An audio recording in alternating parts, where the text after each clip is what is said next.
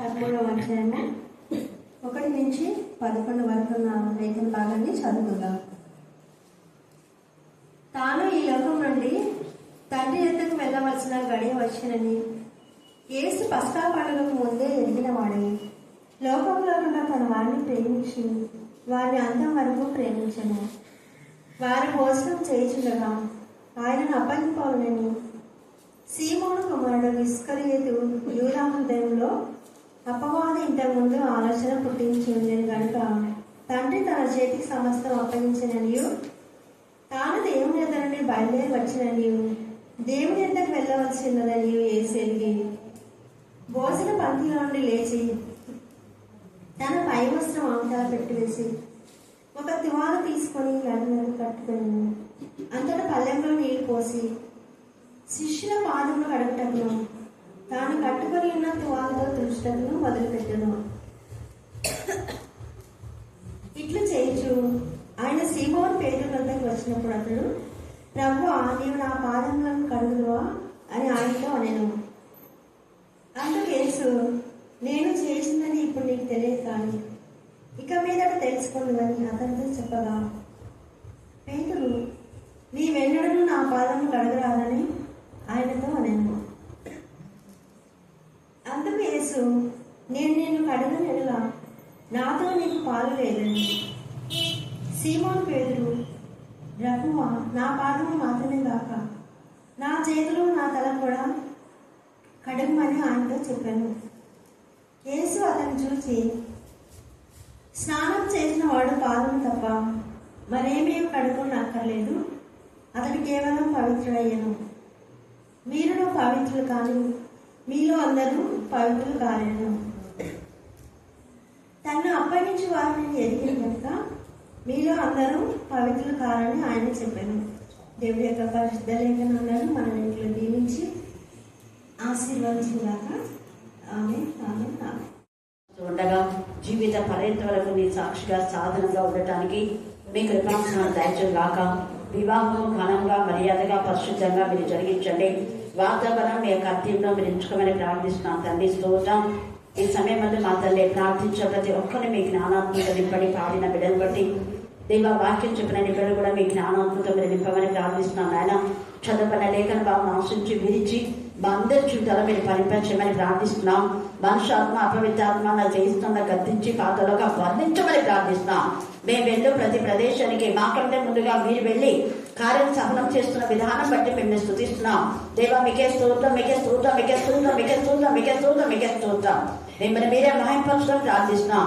మీరు చాలినంత దేవుడుగా ఉన్నందుకు మేము స్తుతిస్తున్నాం.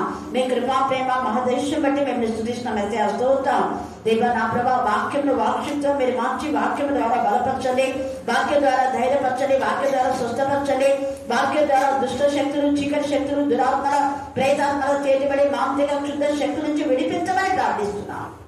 దేవా, మీకే స్తోత్రం, మీకే స్తోత్రం, మీకే స్తోత్రం, మీకే స్తోత్రం, మీకే స్తోత్రం, మీకే స్తోత్రం. కృష్ణవేణి వెంటాడే ప్రతి చీకటి శక్తి వారి కుటుంబంలో ఉన్న ప్రతి చీకటికి వేస్తున్నాము లయపరచమని ప్రార్థిస్తున్నాం. స్తోత్రం దేవా, ఇంకా ఇక్కడ ఉన్న కుటుంబాలలో ఉన్న ప్రతి విధమైన అంధకాల శక్తులన్నీ కూడా లయపరచమని మమ్మను మాత్రం మీ చిత్రగా సమర్పిస్తున్నారు. జైన యేసుక్రీస్తు శక్తి గల నామంలో ప్రార్థిస్తున్నాం తండ్రి. ఆమేన్, ఆమేన్, ఆమేన్. దేవుని ఇచ్చిన శ్రేష్టమైన సమయాన్ని బట్టి తండ్రి అనే దేవునికి వందనాలు చెల్లిస్తాం. చదవన లేఖన భాగం అందరూ కూడా విన్నారు. ఈ రోజు మన ధ్యాన అంశం ఏంటంటే అందరూ పవిత్రులు కారు. చెప్పండి. లేదా కొందరు మాత్రమే పవిత్రులు. పవిత్రత గురించి యేసయ్య ప్రత్యేకంగా 13వ అధ్యాయంలో చెప్పాడు. ఈ రోజు మేము వెళ్ళిన ఇంట్లో కూడా అక్కడ ఏం జరిగిందంటే సురేఖ పెళ్లి కుమార్తెగా చేస్తున్నారు. ప్రార్థన చేసి నేను ఆయిల్ తలకేసి రైట్ చేసిన తర్వాత కొద్దిగా పసుపు రాసి మకాలకి చేతులకు రాసేటప్పుడంతా నేను వాక్యం చెప్పుకుంటానే చేస్తా. ఏదైనా కూడా దేవా, ఈమె తలకు మీరు శిరస్సుగా ఉండండి, ఈమె చేతులకు మీ గాయకనష్టం తోడుగా ఉంచి ఈమె కష్టాంజితను ఆశ్రయించండి అని చెప్పి పాదంలోకి నేను పుయ్యడానికి ఎవ్వరూ ఒప్పుకోవట్లేదు. అప్పుడు నేను నా పాదంలోకి పుయ్యకపోతే నువ్వు అడుగు పెట్టి ప్రతి ప్రదేశం బలవంతంగా ఉండదని కూడా ఉంటున్నాను. వెంటనే దేవా, ఈ అడుగు పెట్టి ప్రతి ప్రదేశం బలవంతంగా చేయండి, సమాధాన సువార్త వలన సిద్ధ మనసు జీవితం దయచేయండి. ఈమె జీవితంలో ఎక్కడికి వెళ్ళినా మీరు ఈమెతో కూడా నడిపించే ఆత్మ ఈమె నడిపించాలని నేను ప్రార్థన చేసి అలా కూర్చాను. ఇక్కడ ఏసై ఈరోజు మన ధ్యానాంశం ఇదే జరిగింది కూడా అది. ఈరోజు ఏసై కూడా ఇక్కడ శిష్యుల పాదాలు ఇక్కడ కడగడానికి ఆయన వస్తున్నాడు. అప్పుడు పేతురు అంటున్నాడు, ప్రభు నా పాదాలు నువ్వు కడుగుదువా? 6వ వచనం చదవండి. ఇట్లు చేయించు ఆయన సీమోను పేతురు వద్దకు వచ్చినప్పుడు, ఇక్కడ భోజన పంక్తిలో వీళ్ళందరూ కూర్చున్నారు. అక్కడ పస్కా పండుగ ఆచరించడానికి, అంటే యేసయ్య సిలువకు వెళ్ళేటువంటి ముందు రోజు అంటే గురువారం రోజు. గురువారం రోజు పస్కా ఆచరించాడు యేసయ్య యాక్చువల్ గా. కానీ మన వాళ్ళు కొంతమంది శుక్రవారం ఇస్తే శుక్రవారం ఇవ్వచ్చా అంటుంటారు. శుక్రవారం ఇవ్వకూడదు అని వాక్యంలో ఉందా? లేదు కదా. యేసయ్యనే గురువారం ఇచ్చాడు. మరి గురువారం పాటిస్తున్నారా? ఎవరు అనాలా ఈ మాట? గురువారం ఇచ్చేవాళ్ళు ఒకవేళ గురువారం ఇవ్వాలి, శుక్రవారం ఇవ్వకూడదు అంటే అది నిజంగా ఉంటది. కానీ ఇక్కడ యేసయ్య గురువారం ఇచ్చాడు, గురువారం ఇవ్వరు. అయితే అపోస్తలులు ప్రతిరోజు ఇచ్చారు. అవునా కదా. ఇంటింటా రొట్టె విరుచుడు ఏంటంటే ప్రతిరోజు. అలా ప్రతిరోజున చేసే వాళ్ళనే ఉండాలి. ప్రతిరోజు చేయరు, గురువారము చేయరు. కానీ ఆదివారం ఎవరు చెప్పారు చేయమని వాక్యంలో ఉందా? లేదు. లేని చేసి మళ్ళా పాయింట్ అవుట్ చేసే వాళ్ళు ఎవరంటే దొంగ బోధకులు. అందరూ సరైన బోధకులు కాదు అనే దానికి ఇక్కడ అర్థం. అందరూ పవిత్రులు కాదు అన్నట్టుగా అందరూ బోధకులు కాదు. అందుకనే మీలో చాలా మంది బోధకులుగా ఉండొద్దంటే అన్నాడు యేసయ్య. ఎందుకు బోధకులుగా ఉండొద్దండి అంటే, మీకు తెలియని విషయాల గురించి సగం కలిపి చెరిపి సంఘాలను ఎందుకు పాటు చేస్తారు? అసలు మీరు బోధకులుగా ఉండకుండా ఇంకా మంచిది కదా అని అన్నాడు. ఇంకొకటి, ఒకవేళ మీరు బోధకులుగా ఉండి బోధిస్తే వాక్యంలో ఉన్నది లేనిది కలిపి చెప్తే భయంకరమైన శిక్ష, మామూలుగా రాదు. అందుకనే ఎవరైనా ఏదైనా చెప్పేటప్పుడు అలాగ ఉన్నాయా లేదా అని మనం పరిశీలించాలి. నాతో అడిగినప్పుడు నేను అంటాను వెంటనే, మీరు వెంటనే మీకు తెలుసు కదా, తెలిసినప్పుడు ఎందుకు మీరు పాయింట్అవుట్ చేయలేదు? చెయ్యాలి. ఇక్కడైతే పేతురు అన్న వెంటనే యేసయ్య ముందే చెప్తాడు, ప్రభా నా పాదాలు నువ్వు కడకూడదు అంటాడు. అన్నప్పుడు యేసయ్య ఏమంటున్నాడు చూడండి, ఆలోచన. ఇట్లు చేయొచ్చు ఆయన సీమోను పేతురు వద్దకు వచ్చినప్పుడు అతడు, ప్రభువా నీవు నా పాదాలు కడుగుదువా అంటే ఇక్కడ శిష్యులు అందరి పాదాలు కడుగుతూ వస్తున్నాడు. ఆయన కడుగుతున్నాడు, తాను కట్టుకున్నటువంటి తువ్వాలతో తుడుస్తున్నాడు. పాదాలు కడిగి మరి టవల్తో తుడుస్తున్నాడు. ఇది నేను మీకు చేసి చూపిస్తున్నాను, అయితే మీరు కూడా ఇలాగే చెయ్యాలి అని చెప్పాడు. ప్రతిదీ ఆయన చేసి మీరు ఎలా చెయ్యండి అంటారు. ప్రతిదీ ఏదైనా కూడా నేను చేస్తున్నా మీరు చేయండి. మరి బోధ చెప్పే బోధకుడు వాళ్ళు చేస్తూ ఇతరులకు చెప్పాలి. చెయ్యండి చెప్పకూడదు, చెప్పండి చేయకూడదు. అది యేసు ప్రభు బోధ. అది నిజమైన బోధకు యొక్క లక్షణం. మనం ఏం చెప్తున్నామో అదే చేయాలి, ఏం చేస్తామో అదే చెప్పాలి. చెప్పండి చేయకూడదు. అలా చేయడం ద్వారా దుర్బోధలు అయిపోతాయి, అబద్ధ బోధకులు అయిపోతారు, దేవుని ఉగ్రత కూడా గురైపోతారు. ఇక్కడ యేసయ్య నేను చేస్తున్నాను మీరు కూడా చెయ్యండి అంటాడు. చేసి చూపించి మీరు కూడా చెయ్యండి అంటే ఖచ్చితంగా ఆజ్ఞను శిరసాహించాలి. అలాగే తండ్రి నాకు ఏ కృపను ఇచ్చాడో, ఏ అథారిటీ నాకు ఇచ్చాడో అదే అధికారం నేను కొంచెం తీసుకొని, నేను ఎక్కువ కాబట్టి మీకు కొంచెం కొంచెం అధికారం ఇస్తాను చెప్పాలి. సేమ్ తండ్రి నాకు ఏది ఇచ్చాడో అదే అధికారాన్ని మీకు ఇస్తున్నాను అని మీరు వెళ్ళి వాక్యం చెప్పండి, రోగులను స్వస్థపరచండి, చనిపోయిన వాళ్ళు లేపండి. సేమ్ యేసయ్య ఏం చేశాడో అవన్నీ కూడా శిష్యులు చేశారు. హల్లెలూయా, హల్లెలూయా, హల్లెలూయా.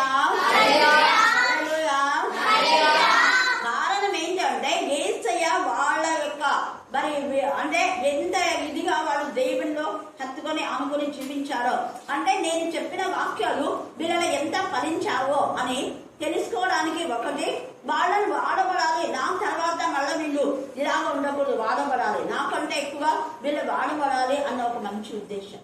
అలాంటి ఉద్దేశం చాలా మంది శిష్యులకు ఉండదు, గురువులకు కూడా ఉండదు. గురువు చెప్పింది చెప్పినట్టు చేశారు. ఏమాత్రం వాళ్ళు ఎక్కడ కూడా ఒక్క మాట కూడా ఎక్స్ట్రా మాట్లాడలేదు. ప్రభా నువ్వైతే మనమైతే అంటాం, దేవుని కుమారుడు నీ బాగా వచ్చాక నువ్వు చెప్తాం, మేము ఎలా చెప్తాం, మనం వెంటనే అంటాం. వాక్యం చెప్పిన వెంటనే మన నుంచి వచ్చేది ఇదే మాట, పాలన అంటే ఇదే. కానీ ఇప్పుడు అందరు ఇప్పుడు అదే చెప్పినా నేను అక్కడ అందరు పాడగలుగుతున్నారు. ఆమె రాని వెళ్ళమంటుంది, మేడం మీకు పాదాలు పట్టుకొని మిమ్మల్ని క్షమాపణం వెళ్ళాలంటుంది అని విన్నారు కదా. నేను నా పాదం కాదు, ఏ పాదం పట్టుకోవాలో ఏం చేయాలి. ఎందుకంటే ఆ రోజు తెలిసి తెలియక మేము చేసాం, మాకు ఇప్పుడు అర్థమైపోతుంది. కానీ నిజమైన తల్లి ఏదో మాకు తెలిసింది అన్నట్టుగా వాళ్ళు ఏ ముఖం పెట్టేసింది అలా. ఆమె రాని వాళ్ళ అమ్మ, ఆస్తి వాళ్ళమ్మ, పరిచారకుడు దేవదాస గల భార్య చాలా సార్లు అనింది. ఇక్కడికి ఏదో ఆఫరింగ్స్ పంపించడానికి ఏమేమో చెప్పింది. టీచర్ తీసుకుని అలాగా ప్రార్థనకు వచ్చే వాళ్ళని తీసుకుంటుంది అని రిజెక్ట్ చేసినాం. నిజంగా ఓపెన్గా చెప్తున్నాను. ఎందుకు అంటే యేసయ్య ఇక్కడ చెప్పిన మాటనే నేను కూడా చెప్తున్నాను. అందరు పవిత్రులైన వాళ్ళు ఎప్పుడు పవిత్రులు అవుతారంటే యేసయ్యతో ఉండి, యేసయ్య వాక్యం విని, యేసయ్యని అనుసరించి, యేసయ్యని గౌరవించే వాళ్ళే పవిత్రులు. గుర్తుపెట్టుకోండి. నిన్ను కూడా అది మెన్షన్ చేసి చెప్పాను. నేను ఎందుకు పదే పదే నేను ఆత్మ సంబంధులైన వాళ్ళు గుర్తు చేస్తున్నాను అంటే వాళ్ళు ఎప్పుడు మన లైఫ్ లో మర్చిపోకూడదు. మర్చిపోయామంటే మన విశ్వాస ఘాతకులమే. అలాగా ఇద్దరు వాళ్ళు మేలు పొందుకొని నేను టీచర్ ద్వారా ప్రేర్ చేర్చుకున్నా, మేలు పొందా అంటే దాంట్లో ఏం తప్పులేదు. దాన్ని బట్టి ఫైండ్ అవుట్ చేస్తుంటారు. అంటే వాళ్ళు విశ్వాస ఘాతకులు అన్నమాట. అలా ఫైండ్ అవుట్ చేసే వాళ్ళు కూడా మళ్ళీ మేలు పొందుకున్నారు. కానీ వాళ్ళు చెప్పకపోయినా చెప్పే వాళ్ళను చెప్పకుండా చేసే రకం. ఇక్కడ యేసయ్య నేను చేస్తున్నా మీరు కూడా చెయ్యండి అంటే ఇలాగ మీరు చెయ్యాలనే ఆయన చేస్తున్నాడు. ఆయన చేసి చూపిస్తున్నాడు ఆయన. అందుకని ఇక్కడ పేదలు అయితే అంటున్నాడు, ప్రభా నువ్వు నా పాదాలను కడగకూడదు అన్నాడు. వెంటనే యేసయ్య ఏమంటున్నాడు చూడండి. అందుకు యేసు నేను నిన్ను కడగని ఎడల నాతో నీకు పాలు లేదని అనెను. సీమోను పేతురు ప్రభువా నా పాదములు మాత్రమే కాదు. చూడండి, పాలు లేదు, పాలు అనే మాట అండర్లైన్ చేసుకోండి. నాతో నీకు పాలు లేదు అనే మాట దాని అర్థం ఏంటంటే పేతురు గణపరచబన్నా అంటే యేసయ్య గణపరచబన్నాడు. పేతురు నీడ తగలంగానే అక్కడ స్వస్థత అయ్యింది అంటే యేసయ్య అతనిలో ఉన్నాడు అని నాకు అర్థం. అక్కడ ఆ అర్థం వాళ్ళకు తెలియదు. చాలా మందికి తెలియక వాళ్ళ పేరు ఎందుకు చెప్పాలా, వీళ్ళ పేరు ఎందుకు చెప్పాలా, అవివేకులు కాబట్టి చెప్పేవాళ్ళు. పదే పదే యేసయ్యను అబ్రహాం, ఇస్సాకు, యాకోబుల దేవుడని వాళ్ళని ఎంత ఇదిగా మెన్షన్ చేశారు. ఇక్కడ పేతురు కూడా చాలాసార్లు ఆ మాట మెన్షన్ చేసి మాట్లాడతారు. అందుకనే నాలో నీకు పాలు లేదు అంటే యేసయ్య మనలో ఉన్నాడు అని అక్కడ అర్థం. ఎంత అర్థంతో మాట్లాడుతున్నాం. నాలో నీకు పాలు లేదు, లేదంటే నాలో నీకు పాలు భావిస్తుంది. నేను చేసిన నా పవర్ నీలో ఉంటది, ఇలా చేయడం కాదు. అప్పుడు అంటాడు పేతురు, అంతా కడుగు ప్రభా నా ఒళ్ళంతా అంటాడు. అప్పుడు యేసయ్య కూడా అంటాడు. చూడండి ఏమంటున్నాడు. యేసు అతను చూచి స్నానం చేసిన వాడు, అది అండర్లైన్ చేసుకోండి. స్నానం చేసిన వాడు అంటే పేతురు చాలా నమ్మకస్తుడు. యేసయ్య అంటే చాలా ప్రేమ. యేసయ్య మాట ఎప్పుడు జవదాటలేదు. అందుకని స్నానం చేసిన వాడు పాదములు తప్ప మరి ఏమీ కడుక్కున్నాక స్నానం చేసిన వాడు. ఒకవేళ నువ్వు బ్యాప్టిజం తీసుకుని ఉంటే ఆత్మకు, మనసుకు, శరీరం కల్మషం ఏదైనా ఉంటే కడుక్కోండి అని అర్థం. అందుకనే కడుక్కోవడం అంటే ఏది అపవిత్ర ఈయన పాదములు అనే మాట ఎందుకు చెప్పాడు అంటే పొరపాటున ఇస్కరియోతు యూదా అప్పుడప్పుడు వచ్చి వీళ్ళ పాదములు అటు ఇటు రావడానికి పిలుస్తాడేమో అని పాదాల గురించి మాట్లాడుతున్నాడు. ఇస్కరియోతు యూదా పాదాలు సాతాను యొక్క వశంలో ఉన్నాయి. అందుకనే అతనిలో ఆలోచన గుర్తించి ఇక్కడ 2వ వచనంలో వారు భోజనం చేయుచుండగా ఆయన అప్పగింప వలనని సీమోను కుమారుడు హృదయంలో అపవాది ఇంతకు ముందే ఆలోచన పుట్టించున్నాడు. వాడు అక్కడ ఉన్నాడు. కానీ వారి హృదయంలో ఉన్న ఆలోచన యేసయ్యకు మాత్రమే తెలుసు, మిగతా ఎవరికి తెలియదు. అందుకనే యేసయ్య ఒకవేళ ఇస్కరియోతు యూదా వీళ్ళని డైవర్ట్ చేస్తాడేమో అని ముందే అంటున్నాడు. మీరు మీ హృదయాలు పరిశుద్ధంగా ఉన్నాయి, మీరు పవిత్రంగా ఉన్నారు, అయితే మీ పాదములు అన్యులతో చేరకూడదు అని. అది అటు ఇటు వెళ్ళకూడదు అని. వెళ్ళిన తర్వాత బాధపడ్డాం కదా. ఇప్పుడు మనల్లా ముందర నోరు మూసుకుంటారు, తర్వాత చేతులు కాళ్ళ తర్వాత ఆకులు పట్టుకునే రకాలన్నమాట. ఎంత ఇదిగా చూడండి. అప్పుడు జ్ఞానం ఉండదు, ఇప్పుడు అంతా బాధపడుతున్నారు. ఇప్పుడు ఎంతమంది బాధపడి నాకు రోజు బయటికి వెళ్ళినప్పుడంతా ఎవరో ఒకరు చెప్తూనే ఉంటారు. ఇక్కడ అందుకే యేసయ్యలో నేను అదే అంటాను, కరుణాపీఠంలో వాక్యం జరుగుతుంది కదా, ఎందుకు రాకూడదు? వాక్యం వింటున్నారు కదా, కానీ ఎందుకు వాళ్ళకి అర్థం కాదు. ప్రార్థన అంటే ఇష్టం గురించి ప్రార్థన. ఏం ప్రార్థన? వాక్యం వినకుండా ఏం ప్రార్థన? యేసయ్యలో భాగం ప్రార్థన ఉండాలి. వాక్యం 2 రెక్కలు ఉంటాయి. పక్షి పైకి ఎగిరేది ఒక రెక్క ఉంటే ఎగురుతుందా? చెప్పండి మీరే. నేను ఇప్పుడు అదే వచ్చినాను. వచ్చి ప్రార్థన అనేది చాలా మంది ఫోన్ చేసేది అక్కడ ఇచ్చేది. వాక్యము ద్వారానే బ్లెస్సింగ్స్. వాక్యము మన లోపలికి వెళ్తుంది. వాక్యం యేసయ్య మనలో ఉంటాడు. అప్పుడు మనం యేసయ్యను ప్రత్యక్షపరిచే వారంగా ఉంటాం. యేసయ్యకు మనం సాక్షులుగా, సాధనాలుగా మనం ఉంటాం. అందుకని నాలో నీకు పాలు కావాలంటే, నేను నీలో నీవు నాలో ఉండాలంటే నేను నీ పాదములు కడగాలి అని అంటున్నాడు. నేను నిన్ను కడగలి ఎలా, నాతో నీకు పాలు లేదు అని. ఒకటి. రెండవది కూడా యేసయ్య జనన మరణ పునరుద్ధానము ప్రకటించకపోతే కూడా యేసయ్యలో మనం పాలు పొందిన వాళ్ళం కాదు. ఎందుకు అంటే నా శరీరం తిని నా రక్తం తాగిన వాళ్ళు దాన్ని ఏం చేయాలి? ప్రకటించాలి. అందరి వాక్యం చెప్పాలన్నది. అందుకే అప్పటి నుంచి నేను చదువు రాకపోయిన వాళ్ళు కూడా వాక్యం నేర్చుకుని వాక్యం చెప్పండి అని చెప్పింది. అందుకే అలా చెప్పకపోతే మీరు దోషులు అవుతారు. ఖచ్చితంగా ప్రభు వల్ల పాలు పొందిన అందరూ ప్రభుని ప్రకటించే వారుగా ఉంటారు. అందుకనే కదా అన్ని సార్లు నేను సండే స్కూల్, తర్వాత యూత్, తర్వాత స్త్రీలకు కొన్ని సంవత్సరాలుగా ఎప్పుడు ప్రతి దాంట్లో చెప్పేదాన్ని. తర్వాత నేను చెప్పాను, ఎప్పుడు అన్ని నేను చెప్తుంటే మీరు ఎప్పుడు నేర్చుకునేది అని చిన్నగా సండే స్కూల్ వాళ్ళకు, టీచర్స్కు, తర్వాత యూత్లో యూత్ అప్పుడు చాలా మంది యూత్ ఎవరు చెప్పేవాళ్ళం, దేవుడు ఒక్కరు చెప్పాను.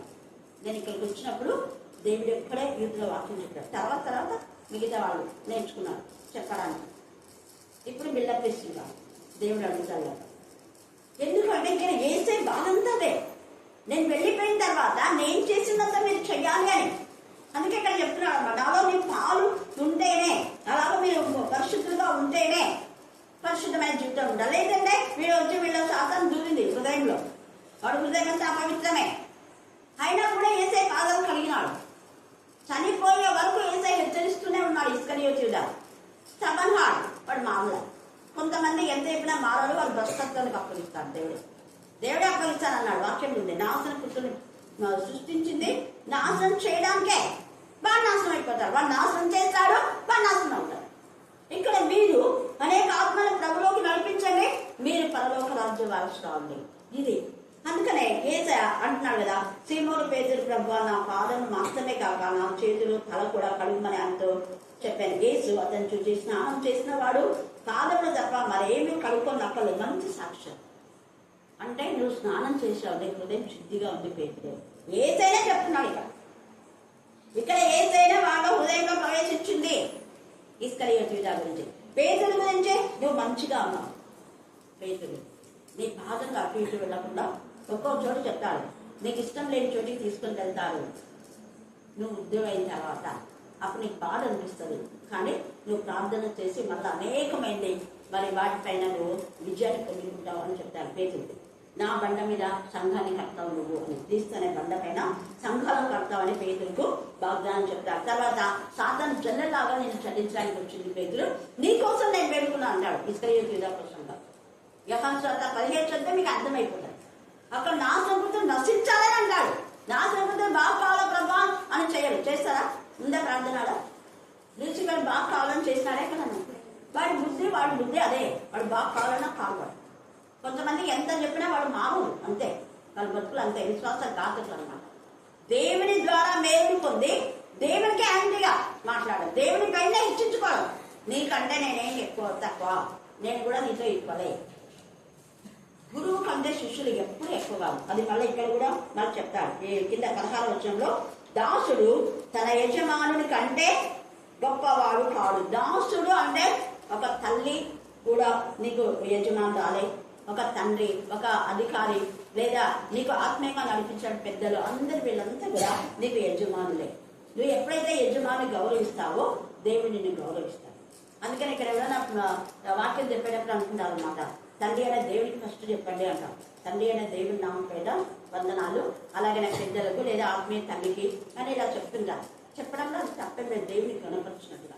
ఆత్మీయ తల్లి అంటే ఆత్మీయ తల్లిగా దేవుడు నన్ను చేశాడు కాబట్టి దేవుడికి మేము అక్కడ నాకేం పెద్ద గొప్ప కాదు, అది నాకు గొప్ప కాదు. ఇక్కడ పరోక్షంగా ఇక్కడ పేతురుతో ఎంత చక్కగా చెప్తున్నా, యజమాను కంటే అంటే మీరు నాకంటే ఎక్కువ గొప్ప కాలం చేసినప్పుడు నేను బాగా చేశానని బిల్డప్ ఇవ్వద్దు అని ఇక్కడ అర్థం. అది అనమాట. ఎందుకంటే ఏసై కంటే గొప్ప కాలం చేస్తారు ఏసై చెప్పారు. నాకంటే గొప్ప కాలం మీరు చేస్తారు, చేసినప్పుడు మీ గొప్పతనాన్ని గురించి గర్వించొద్దు అని ఇక్కడ అర్థం. నేను మిమ్మల్ని పంపినాను కాబట్టి మీరు ఎప్పుడు ఎన్ని చేసినా కూడా యజమానులు గౌరవించాలి అన్నది అక్కడ అర్థం అనమాట.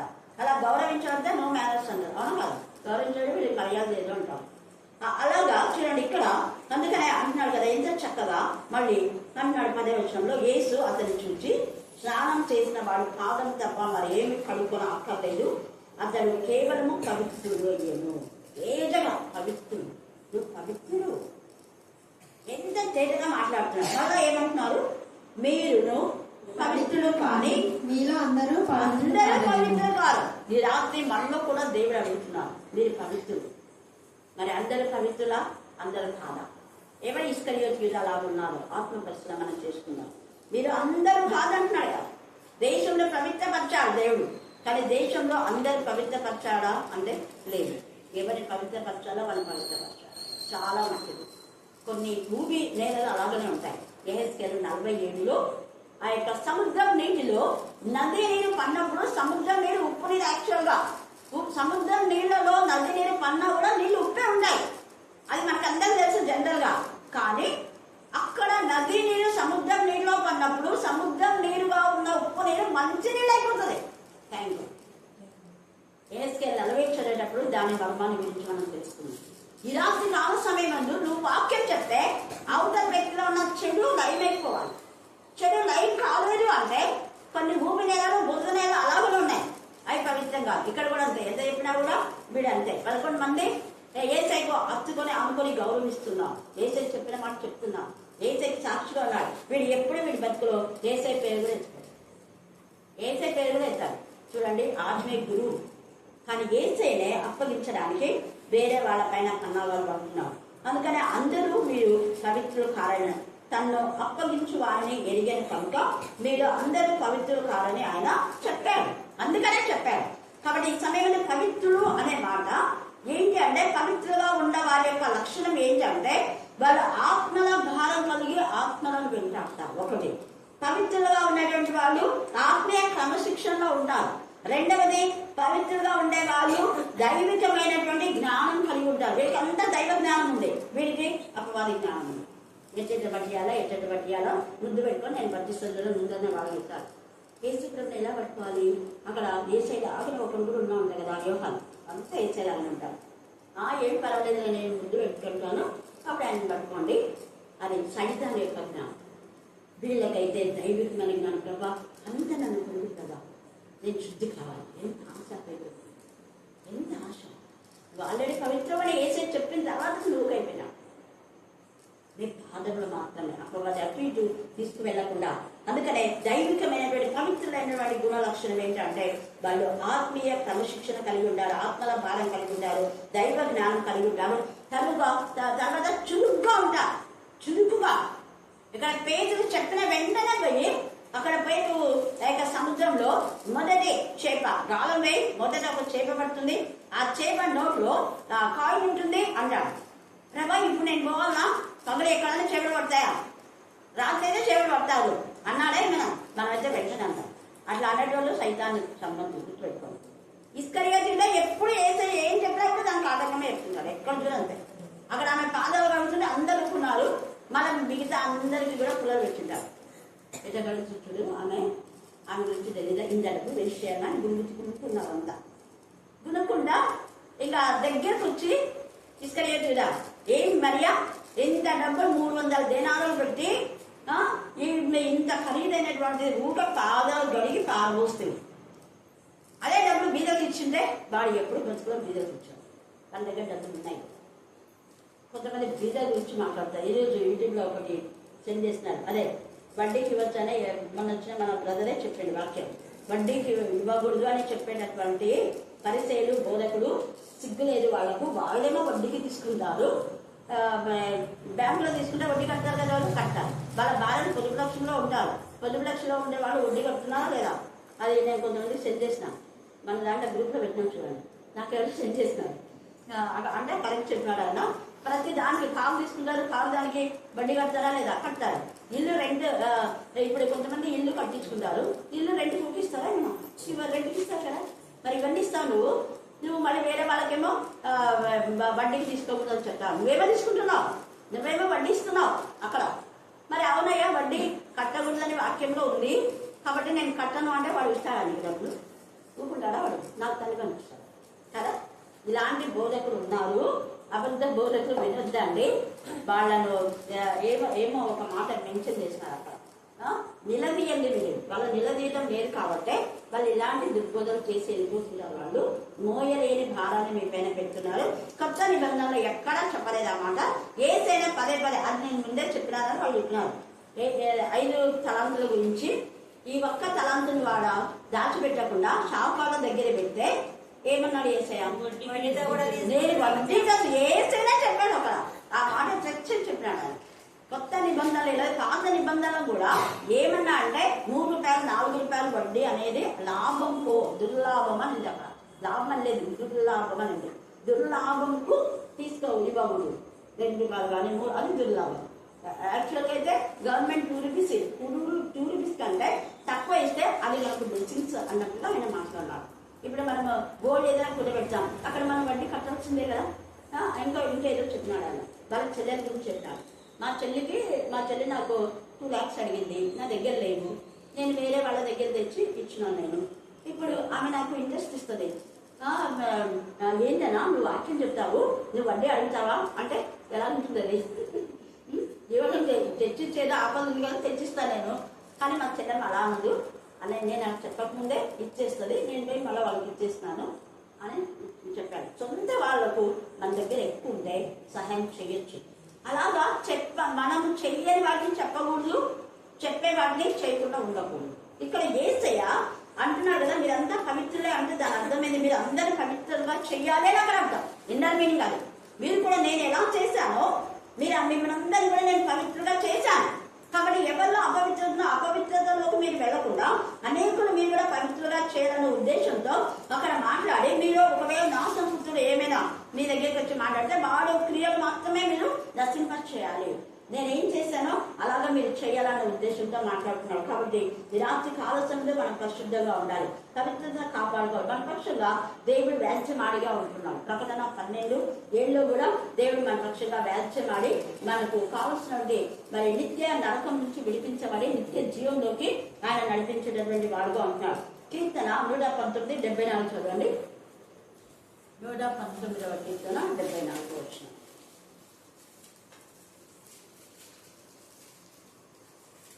నీ వాక్యం మీద నేను ఆశ పెట్టుకొని ఉన్నాను, నీ యందు భయభక్తుల వల్ల వారు నన్ను చూసి సంతోషిస్తారు. అది దేవుని యందు భయభక్తి గలవారు చూసి ఏం చేస్తారు? సంతోషిస్తారు. దేవుని యందు భయభక్తి గలవారు అప్పులా ప్రిస్కిరాడు పౌరులు చేయించుకొని, పౌరులు ఎందుకు అదే పనిగా అతికిలా ప్రిస్కిరాల గురించి రాశాడు? ఊరికే రాలా, కృతజ్ఞత. వాళ్ళు నన్ను చేర్చుకొని నాకెంతో ఆదరించి మేము కలిసి పరిచయం చేస్తామని అప్పులో ప్రిస్కిలో గురించి ఇంకొక చోట కూడా చెప్తారు. మళ్ళా ఫీబీ గురించి ఎందుకు చెప్పారు? ఫీబీ నాకు చాలా సహాయం చేసింది. ఫీబీ అని మన సహోదరి అంటాడు. యువకే సుండ్రుకేని గురించి కూడా హెచ్చరిక చేస్తాడు.